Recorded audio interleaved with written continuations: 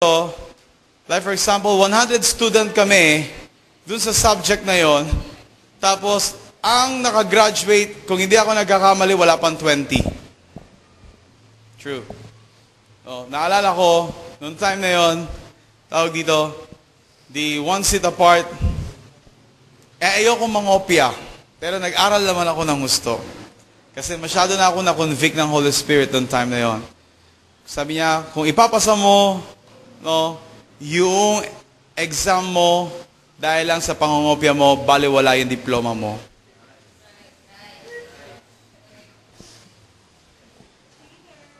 Diba? Tama mali. Pero maraming mga Kristiyano na gustong-gusto mapasahan natin yung mga testing sa atin kahit na hindi natin ginawa yung talagang parte na inaasahan ng Diyos na makita sa atin. I hope and pray na hindi natin alam yung salitang shortcut. Amen. Long cut, alam mo. Pero yung shortcut, hindi mo dapat alam. Tama po ba? Dahil walang shortcut. Amen. Tama ba? No, I remember that. No, during my college day. That's why, sabi ko sa teacher ko, no, nung time na, tawag dito, meron part ako doon na hindi sinagutan. Yeah, I think kung halimbawa hanggang 150 yung items namin, siguro mga 50 items hindi ko sinagutan. Alam niyo kung ano dahilan ko? No. Hanggang ngayon hindi ko makakalimutan yung dahilan ko sa teacher ko. Tinawag niya ako. Sabi niya sa akin, Flores, Mr. Flores, alam mo ba na hindi ka makakamarcha ngayon? Alam ko po. Gulat siya. Confident ka sa sinasabi mo? Opo. Sabi ka, isang tanong, bakit mo hindi sinagutan yung mga questionnaires? No? Kasi yan lang po yung napag-aralan ko talaga. No? True. Kasi yan lang po yung napag-aralan ko talaga. Hindi po ibig sabihin na hindi niyo po itinuro. Pero ang totoo po, no, masyado po akong naging relax na estudyante. No? So that's why, as a Christian, sinabi ko sa kanya, ayoko pong dayain yung sarili ko. Kung ibabagsak niyo po ako ngayon, it's okay. Ibagsak niyo po ako. Alam mo, bumilib yung teacher ko. Glory to God. No? Sabi niya sa akin, sige, no? Huwag kang mag-alala, pasado ka. Sabi niya sa akin ganon. So why? It's because nagbase siya dun sa mga grades ko noong mga nakaraan. That's why hindi niya ako ginawang ibagsak. Alam mo, dun ako nagpasalamat sa Panginoon. Sabi ko, Lord, at least hindi ko makakalimutan sa buhay ko. No, na nakapasa ako ng college na kung saan hindi ko kinailangan mangopya. True? Na hindi ko kinakailangan na lokohin yung sarili ko. Are you with me? No? I hope and pray na ganun din ang bawat isa sa atin. Amen? Para sa akin, mas masaya sa pakiramdam, di ba? Kung ang isang bagay ay nakuha mo hindi dahil sa may ginawa kang kalokohan. Mas masarap na makuha ang isang bagay dahil alam mo na ito ay pinagtiisan mo, pinagsakripisyohan mo, pinagtrabahuhan mo. Tama ba? Tama? No? Kaya lagi niyo pong tatandaan yung bagay na yan. No, it's the same sa salita ng Diyos. Ang pangako ng Diyos, gusto niya itong bigyan ng katuparan sa ating lahat. Are you with me? I said, are you with me? Sabi niya sa kanyang salita, hindi siya nag-alinlangan sa pangako ng Diyos. Anong sabi? Hindi nag-alinlangan si Abraham sa pangako ng Diyos, kundi lalo siyang tumibay sa pananalig at pinuri niya ang Diyos. I hope and pray na ganito rin ang bawat isa sa atin. Na makita ng Diyos, no, ilang taon man ang lumipas, still, hindi nagbabago sa puso ng bawat isa sa atin, yung pananalig natin, the way, kung paano natin panghawakan ang kanyang salita, ang kanyang mga pangako sa buhay natin. I hope and pray na hindi magbago ang ating pananaw sa bagay na yan. Amen. Why? Look at here in verse 21. Sabi rito, lubos siyang nanalig, no, na matutupad ng Diyos ang kanyang pangako. Wow! Ito rin ba yung pinanghahawakan natin lahat? Are you listening? Ito rin ba, I said, ang pinanghahawakan natin lahat? Sa buhay natin. Anong sabi rito in verse 21? Sabi rito, lubos siyang nanalig na matutupad ng Diyos ang kanyang pangako. I hope na ganito tayo, umasa sa Diyos. Alam mo kung paano mo panghawakan ang kanyang pangako sa iyong buhay. Sabi dito, lubos siyang nananalig na matutupad ng Diyos ang kanyang pangako. Ibig sabihin, kahit kailan, hindi dumating sa kaisipan ni Abraham na bibiguin siya ng Diyos. Ibig sabihin, sa bawat araw na dumating, sa bawat taon, sa bawat panahon na dumating kay Abraham, you know what? Isa lang ang laman ng kanyang kaisipan. Kung yun man ay darating sa aming kapanahunan ngayon, alam ko na ang Diyos ay bibigyan katuparan niya ang kanyang salita at pangako sa aking buhay. Listen to me, I hope and pray na ganito natin kung paano panghawakan ang bawat pangako ng Diyos. Are you with me? Look at here on verse 22, kaya dahil sa kanyang pananalig, are you listening? Kaya dahil sa kanyang pananalig, siya'y pinawalang sala. Wow! Hallelujah! If you're going to read verse 23, ngunit ang salitang pinawalang sala ay hindi lamang para sa kanya, kundi para rin sa atin. Tayo'y pinawalang sala dahil sa ating pananalig sa Diyos na muling bumuhay kay Jesus na Panginoon natin. Are you with me? Hallelujah. That's why I hope and pray na alam natin kung paano panghawakan ang kanyang salita sa buhay natin. This time, matutunan natin ng lubusan na panghawakan ng bawat pangako ng Diyos sa ating lahat. Are you with me? No? Can I give you more? Is that okay with you? No? Can you turn your Bible in the book of Psalms? Hallelujah. Awit 27. Verse 14. Are you there? Are you ready? Are you ready? Sabi dyan, in verse 14, sa Panginoon Diyos, tayo'y magtiwala. Ating patatagin ang paniniwala. Tayo ay umasa sa kanyang kalinga. Look at here on verse 13. Ako'y nananalig na bago mamatay, masasaksihan ko ang iyong kabutihan na igagawad mo sa mga hinirang. You know, when I read this verse, sabi ko, wow. Ito yung pinanghahawakan ni David sa kanyang buhay. Ano yung pinanghahawakan ni Haring David? Sabi niya, in verse 13, ako'y nananalig na bago mamatay, masasaksihan ko ang iyong kabutihan. Nananalig ka ba sa bagay na yan? Yes. O, sa'yo wala kang pakialam. Mamatay man ako ngayon o hindi, wala na akong pakialam. Ganun ba? I hope and pray na mabago ang iyong kaisipan. Amen? Na mula ngayon, mabago ang iyong kaisipan. Saan? Sa bagay na yan, na bago ka man pumanaw sa mundong ito, makita mo ang iyong susunod na henerasyon na mararanasan nila at patuloy nila na mararanasan ang ipinangako ng Diyos sa buhay mo bilang kanilang magulang. Isang bagay lang ang pinanghahawakan ko patuloy sa buhay ko. Can I share it with you? Bago kami pumanaw, mag-asawa, isang bagay yung nais ko at hinihiling ko sa Panginoon. Ano yun? Na makita ko na ang aking mga anak, sila, ay hindi lamang pinagpala ng Diyos sa pisikal at sa material, kundi sila rin, ay mas nakahihigit saan sa naranasan namin sa aming kapanahunan. I hope and pray na pare-pareho tayo ng laman ng puso't kaisipan. Huwag mong, sayangin ang pangako ng Diyos. The reason kung bakit walang nagkakaroon ng katuparan kasi wala kang pinanghahawakan. This time, baguhin mo ang iyong kaisipan. This time, i-challenge mo ang iyong sarili. This time, magbago ka ng puso't kaisipan.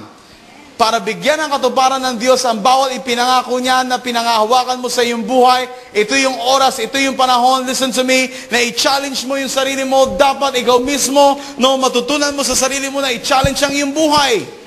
No, ayaw kong mamatay, ayaw kong pumanaw sa mundong ibabaw na ito, na hindi ko man lang nakita na ang aking pamilya, na ang aking mga anak ay binago ng Diyos ang kanilang buhay.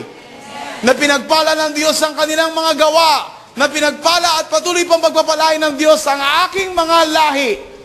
I hope and pray na gano'n ang inyong kaisipan. Why? Dahil ang Diyos naghihintay lamang saan? Kung ano ang iyong pananaligan. Amen. Kung ano yung iyong pananaligan. Hindi yung, Lord, salamat po na kumain lang kami 3 beses ang araw, kontento na ako. Listen to me. Listen. No? Taasan natin yung pananalig natin sa Diyos. Walang mali sa bagay na yon. Ang sinasabi ko this time, ini-encourage ko kayo. Mga magulang this time, kung ang inyong mga anak ay bata pa, begin to declare, begin to pray na ang aking mga anak ay makakapagtapos sa kurso na gusto nilang mangyari. Na ang aking mga anak ay magkakaroon ng kanilang mga kanya-kanyang pamilya na kung saan ay meron din takot sa Diyos ang kanilang mga mapapangasawa. Na ang aking mga anak ay magkakaroon ng direksyon ng kanilang buhay. Pagpapalain ng Diyos ang anumang gawa ng kanilang mga kamay.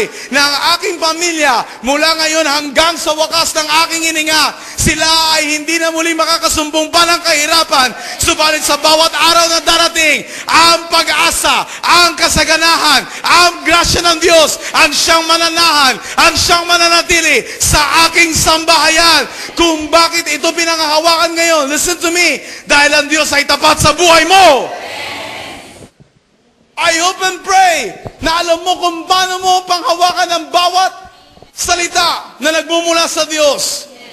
Alam mo kung paano ilapit sa Diyos, kung ano ang nilalaman ng puso mo. Amen.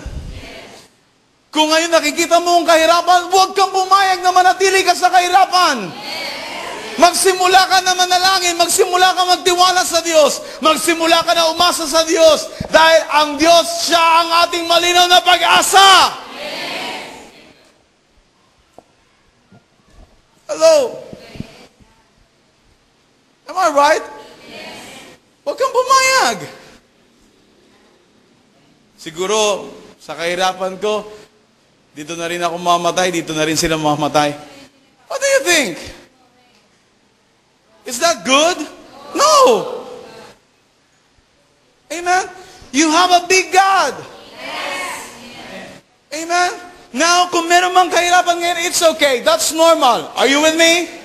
No, ang importante, meron kang ginagawa. Una sa lahat, marunong kang magtiwala sa Diyos. Una sa lahat, alam mo kung paano ihakbang ang iyong pananampalataya sa bawat araw na dumarating sa buhay mo. Alam mo kung paano magtiwala sa salita ng Diyos. Alam mo kung paano panghawakan ang kanyang pangako sa iyong buhay.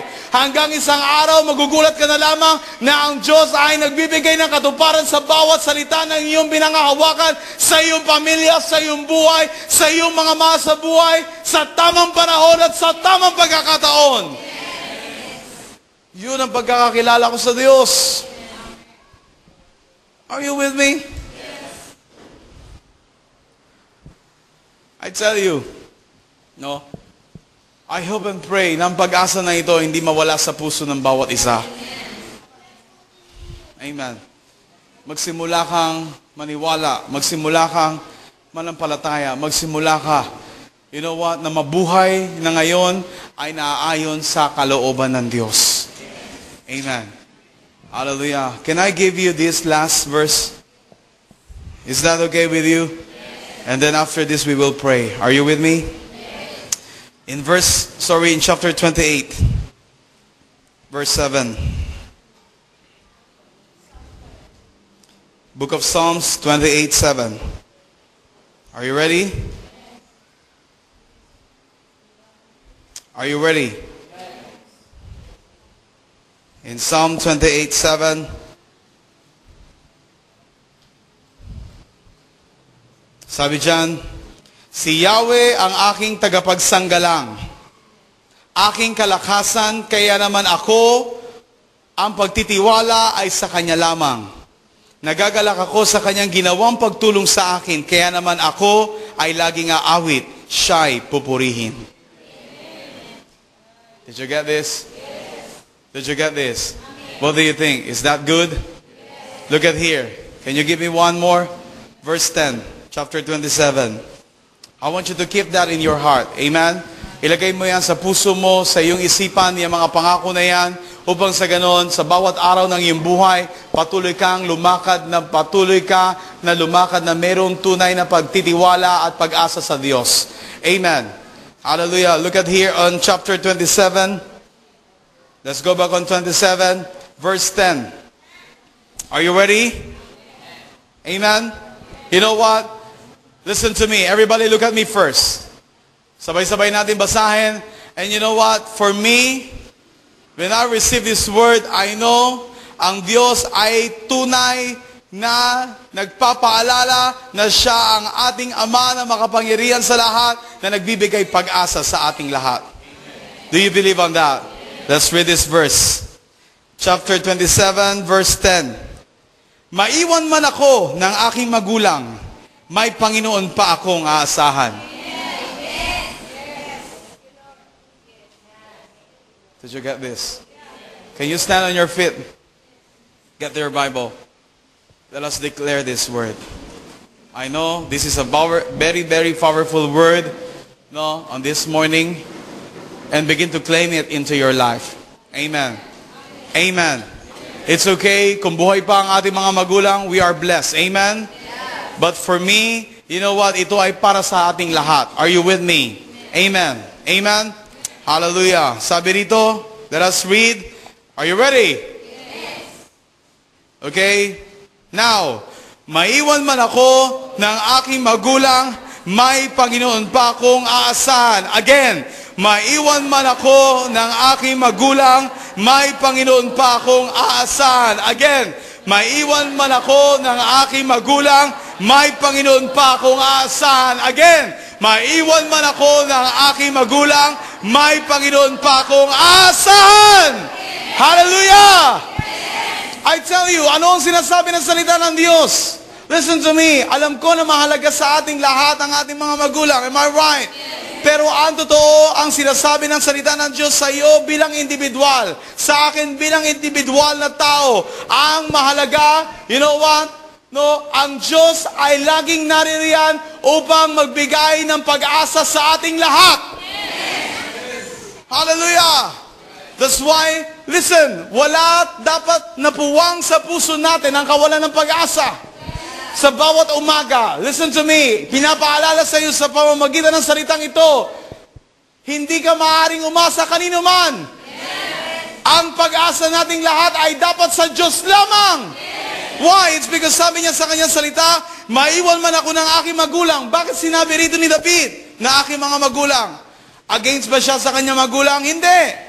Ang sinasabi sa context na ito, ang kanyang magulang, ang nakasama niya, simula nung bata siya hanggang sa siya ay nagkaisip. Is that true? Ano ang ibig niya sabihin? Kung meron man siyang lubos na pinagkakatiwalaan, higit sa lahat, ang kanyang mga magulang. And that is the context of that. Did you get this point? No? Listen. Walang mas naging matagal. No? Na nakasama natin sa buhay natin mula nung bata pa tayo at nag-aisip tayo sa mundong ito, kundi ang ating mga magulang. Correct me if I'm wrong. Kung wala man ang iyong mga magulang sa iyong paglaki, may mga magulang na tumayo para sa iyo. Di man sila iyong talagang totoong magulang, but still, sila ay naging magulang o mistulang magulang para sa iyo. Pero ano ang sinasabi ng bagay na ito? Isa lang, ano yun? Ang pangako ng Diyos. Listen to me. No, matutunan mo na panghawakan sa iyong buhay. Are you with me? Na mawala man ang lahat ng bagay sa iyong kapaligiran. Huwag kang mabigo dahil ang Diyos ay palaging naririyan para sa iyo. Siya ang ating kalakasan. I said, siya ang ating kalakasan. Ang Diyos ang ating kalakasan sa ating buhay. Ang Diyos ang ating buhay. Ang Diyos ang lahat sa buhay mo. Kung kaya't sa bawat araw, dapat matutunan mo kung paano magpasalamat sa Diyos. Sa bawat araw, ang iyong hininga ay patuloy mong ipagpasalamat sa Diyos. Ang iyong lakas ay patuloy mong ipagpasalamat sa Diyos. Ang iyong katalinuhan, patuloy mong ipagpasalamat sa Diyos. Ang bawat kagalingan na tinatanggap mo, patuloy mong ipagpasalamat sa Diyos. Why? Dahil siya ang tunay na dahilan kung bakit ikaw at ako ay nilikha sa mundong ibabaw na ito. Palakpakan natin ang Diyos. Hallelujah. Oh, hallelujah. Come on, come on. Hallelujah. Let us give him a big hand.